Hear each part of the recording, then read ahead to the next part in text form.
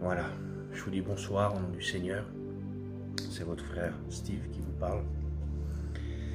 Cela fait un petit moment que je n'ai pas posté de vidéo sur YouTube. Mais aujourd'hui, le Seigneur m'a mis à cœur de faire partager une expérience. Alors, cette expérience, j'étais partagé entre le fait de vous la dire ou non. Et ça m'a travaillé depuis plusieurs jours, et puis aujourd'hui le Seigneur m'a confirmé qu'il fallait que je vous la fasse partager. Alors, cette expérience est vue en partie par rapport à mon appel au ministère et de la façon dont cela s'est passé. Alors, il n'y a pas que l'appel en ministère, bien évidemment, à travers ce que je veux expliquer, il y a l'appel de Dieu en général, pour les frères, les sœurs en Christ, il y a plusieurs types et différents appels de Dieu. Le Seigneur peut nous appeler pour plusieurs choses en particulier, pour savoir ce qu'il attend de nous. Et pour vous expliquer comment que cela s'est passé, vous savez, moi je suis pas grand chose sur cette terre, et puis toute la gloire revient à Dieu. Sans Dieu, je suis rien. Sans sa grâce et sans son amour au quotidien dans ma vie, à mes côtés, on ne serait pas grand chose. Et il y a cela maintenant près de 2 ans, je suis diacre à mon église à Drancy. Et il y a eu un premier appel durant un culte, un dimanche. Il y a eu un appel à travers une prophétie, un appel au ministère. J'étais assez jeune dans la foi, cela faisait peut-être 2 ans que j'étais baptisé. Et je n'avais pas forcément l'idée ni l'envie particulièrement de répondre à l'appel au ministère. Je grandissais dans la foi avec le Seigneur, j'étais comblé dans toutes choses. Le Seigneur m'a rétabli ma vie, a rétabli ma situation, mon foyer. Et j'en demandais pas plus à cette époque. J'étais heureux comme cela, je grandissais dans la foi. Je reviens à ce que je disais, donc il y a eu un appel au ministère. Moi, pour ma part, je ne me sentais pas concerné à travers cet appel. Et quelques instants après, un frère de l'église s'est levé pour répondre à cet appel, pour répondre à l'appel au ministère qui était donné à travers une prophétie. Alors, le frère en question est passé ensuite derrière l'estrade pour expliquer un peu ce qu'il avait ressenti et comment Dieu l'avait appelé, et puis pour témoigner plus ou moins de cet appel, ce qu'il avait dans son cœur. Et le culte s'est terminé. Et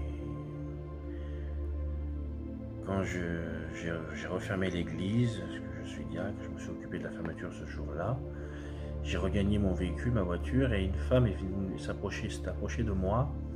Une chrétienne de l'église s'est approchée de moi en venant me chercher dans mon véhicule et m'a dit: tu sais, Steve, l'appel qui était donné au ministère tout à l'heure, il n'était pas pour la personne, mais il était pour toi. Sur l'instant, je m'attendais à tout sauf à ça, mais ça m'a plus ou moins choqué. Je me suis posé des questions. Tu es sûr que c'était pour moi? Qui sait, comment tu peux le savoir? Et elle m'a dit: Dieu me l'a révélé, Dieu me l'a fait montrer que cet appel était pour toi. Cette femme est repartie, ça m'a laissé un peu perplexe. Je me suis posé des questions, des interrogations, c'est ce qui est normal, à savoir, est-ce que Dieu m'a réellement appelé, et comment je devais prendre cette chose-là, cette nouvelle. Et puis quelques instants sont passés, j'ai réfléchi, puis je me suis dit, quoi qu'il en soit, cette femme peut faire peut-être une erreur. Je ne veux pas me baser sur le dire d'une seule personne, peut-être ça peut être un hasard, ou simplement c'est peut-être tout simplement pas vrai. Donc j'avais encore un peu de mal à y croire, et puis étant donné que j'avais pas forcément envie de me lever ce jour-là pour répondre à l'appel du ministère, donc la question s'était résolue assez rapidement pour moi. Et vous allez voir, la suite des événements est assez drôle.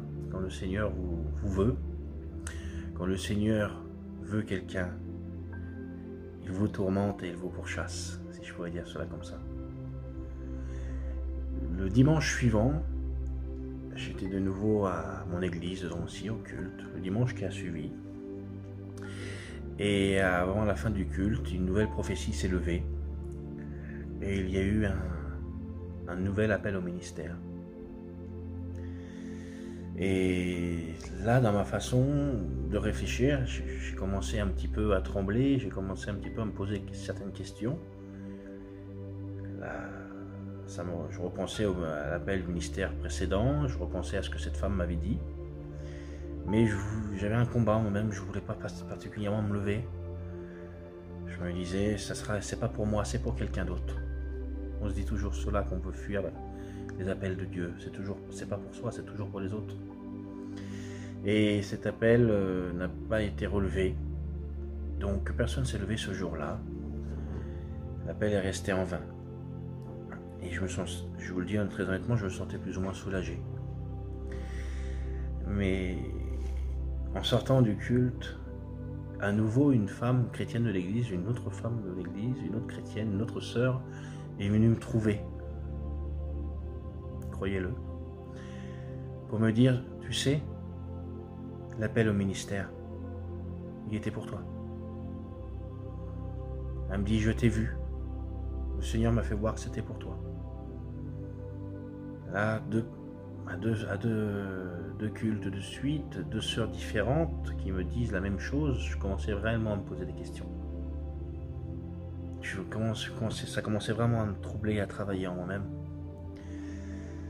Et toute la semaine, j'ai été tourmenté, j'étais travaillé. Un combat se faisait en moi-même. Une personne peut se tromper, mais deux, ça commence à devenir un peu plus difficile à croire. Et c'est toute la semaine où j'ai eu ce combat. Il a suivi que nous arrivions encore le dimanche, donc le troisième dimanche suivant de suite. J'étais également encore en tant que diacre, j'étais à mon église de Drancy. Et croyez-le ou non, à la fin du culte, il y a eu encore une prophétie qui s'est levée. Et oui, 3 semaines consécutives. Cette prophétie s'est levée et il y a encore eu un appel au ministère. Et tout ce que je vous le dis là, l'église ne le savait pas, que c'était pour moi particulièrement. Et il y a eu un troisième appel au ministère, le troisième dimanche de suite. Donc ce troisième dimanche, il y a eu un appel au ministère et là j'étais sur ma chaise, je tremblais, j'ai eu un très gros combat sur moi-même. Car une partie de moi voulait peut-être se lever, mais une autre partie voulait me dire de rester assis. Je ne me sentais pas prêt, je ne me sentais pas capable. Je voyais ça grand pour moi et insurmontable. Et à travers cette prophétie, un frère de l'église a répondu à cette prophétie. S'est levé et a répondu à cet appel. J'étais pour le moins encore soulagé. Et ce frère passe derrière l'estrade et donne son expérience et pourquoi il a répondu à cet appel, ce que Dieu lui avait mis dans son cœur. Ce frère se rassoit, le culte recontinue. Mais vous savez, Dieu, quand il vous cherche, je vous le dis, il sait ce qu'il veut. Et quelques instants après, une nouvelle prophétie s'est levée. Et encore un appel au ministère. Et cette prophétie disait, c'est toi que je veux. C'est toi aujourd'hui qu'il faut que tu te lèves. Ça fait trop longtemps que je t'attends. Rendez-vous compte, une deuxième prophétie, un deuxième appel au ministère pendant le même culte. Je ne sais pas ce qui m'est arrivé. Pourtant, 2 frères s'étaient levés, avaient répondu à cet appel au ministère. Et je ne voulais pas me lever. Et un frère de l'église s'est levé et a dit, il faut que j'interprète un chant que j'ai sur mon cœur, que le Seigneur me dit de chanter, pour le frère qui doit se lever, pour la seconde prophétie. Et notamment, il a chanté le cantique dans lequel il est dit, Dieu veut faire de toi un vaillant soldat. Et ce cantique m'avait bouleversé. Et sans m'en rendre compte, quand j'ai ouvert les yeux, j'étais debout, et les mains au ciel. Sans le vouloir, j'avais répondu à cette prophétie et à l'appel du Seigneur. Je remercie le Seigneur pour les plans et les projets qu'il a pour moi. J'ai répondu à cet appel. Je ne me sentais pas capable. Je ne me sentais pas digne. On ne se sent jamais capable ni même digne d'un appel à la consécration et à l'appel au ministère. Mais le Seigneur, lui, nous rend capables. C'est ses plans à lui et non les nôtres. C'est lui qui appelle. Et pour vous donner la suite des événements, aujourd'hui, ces deux frères qui s'étaient levés le premier dimanche et le troisième dimanche consécutif pour répondre à cet appel au ministère, ces deux frères aujourd'hui, malheureusement, ont abandonné l'appel et refusé le ministère. Et là, j'ai compris que tout a pris un sens. Sans gloire envers moi, toute la gloire revient au Maître. J'ai compris que ces appels consécutifs pendant plusieurs semaines, aujourd'hui le Seigneur me l'a révélé que c'était pour moi. Certes, je n'ai pas des ailes dans le dos, aujourd'hui encore, je ne m'en sens pas capable. J'ai beaucoup de choses à reprendre vis-à-vis de ma personnalité, j'ai encore beaucoup de travail, mais le Seigneur me forme au fur et à mesure. Je remercie le Seigneur pour mon foyer. Pour mon foyer, parce que le Seigneur nous forme, moi et ma compagne. Il nous forme à l'école de Christ. Malgré le tumulte, malgré les épreuves que nous avons passées, notamment l'année dernière avec la perte de ma mère suite au coronavirus, j'ai de plus en plus soif de Dieu. J'ai soif de Dieu.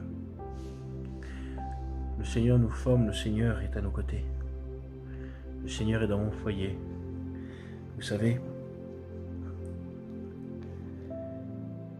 il faut savoir discerner l'appel de Dieu. Ce que je vous ai donné, c'est un exemple parmi tant d'autres. C'est un exemple pour ma part, parce que je suis en manque d'exemples, mais c'est juste une expérience qui m'est arrivée sur cet appel. Je sais que le Seigneur en aura d'autres. Mais pour toi, mon frère, ma soeur, sache entendre l'appel de Dieu. Mon frère, peut-être qu'il t'appelle à son service, peut-être qu'il t'appelle au ministère. Peut-être ne prends-tu pas le temps de l'écouter. Ma soeur, peut-être que le Seigneur t'appelle également. Comme je l'ai dit, il n'y a pas que les appels du ministère. Il y a divers appels, diverses façons dans lesquelles Dieu peut nous appeler. Je remercie le Seigneur pour les plans, les projets qu'il a pour nous, qu'il forme pour nous. Il nous rend capables alors que nous ne le sommes pas. Gardez foi en Dieu, mes frères et sœurs. Et je voudrais vous lire une partie du psaume 63 qui m'a beaucoup bouleversé sur le fait d'avoir soif en Dieu. Plus vous vous rapprocherez de Dieu, plus vous aurez soif de lui. Ô Dieu, tu es mon Dieu, je te cherche. Mon âme a soif de toi, mon corps soupire après toi. Dans une terre aride, desséchée sans eau. Ainsi je te contemple dans le sanctuaire, pour voir ta puissance et ta gloire, car ta bonté vaut mieux que la vie. Mes lèvres célèbrent tes louanges. Je te bénirai donc toute ma vie. J'élèverai mes mains en ton nom. Mon âme sera rassasiée comme de mets gras et succulents. Et avec des cris de joie sur les lèvres, ma bouche te célébrera. Lorsque je pense à toi sur ma couche, je médite sur toi pendant les veilles de la nuit, car tu es mon secours. Et je suis dans l'allégresse à l'ombre de tes ailes. Mon âme est attachée à toi, ta droite me soutient. Mes frères, mes sœurs, que Dieu vous bénisse.